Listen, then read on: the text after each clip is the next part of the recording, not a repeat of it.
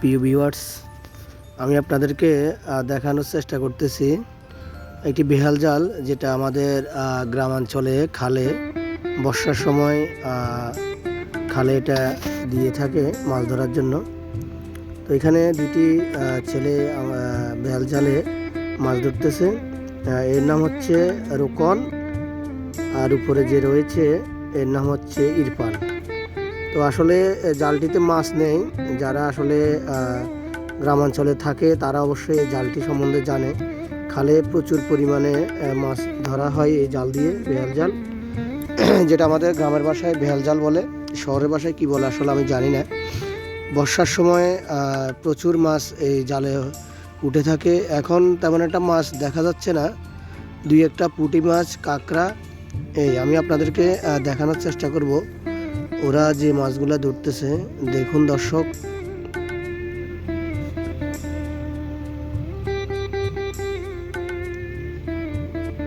এই যে ইরফানে মাছগুলো নিয়েছে।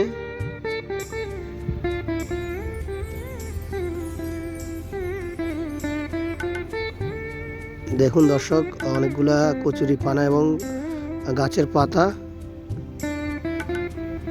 ওরা পরিষ্কার করতেছে।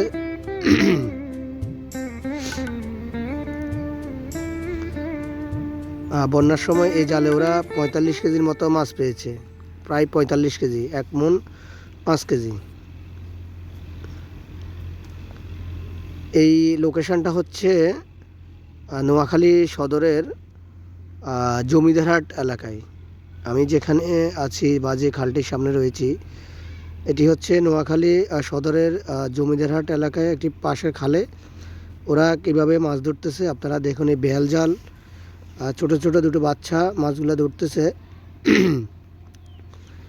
যে ইরফানের হাতে পুঁটি মাছ, মেবি পুঁটি মাছ হবে ও দেখানো, হ্যাঁ পুঁটি মাছ। দেখুন ও আমাদেরকে দেখানোর চেষ্টা করতেছে, আর একটা পুঁটি মাছ পেয়েছে।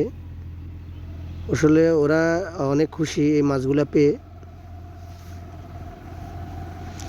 গ্রামগঞ্জে যারা থাকি বা যারা থাকেন তারা অন্তত এটা সম্বন্ধে ধারণা আছে এই জাল সম্পর্কে বা এই জাল দিয়ে মাছ ধরা সম্পর্কে।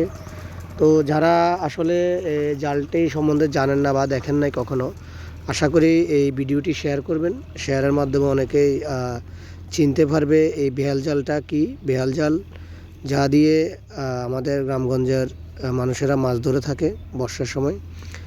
আর সবাইকে ধন্যবাদ।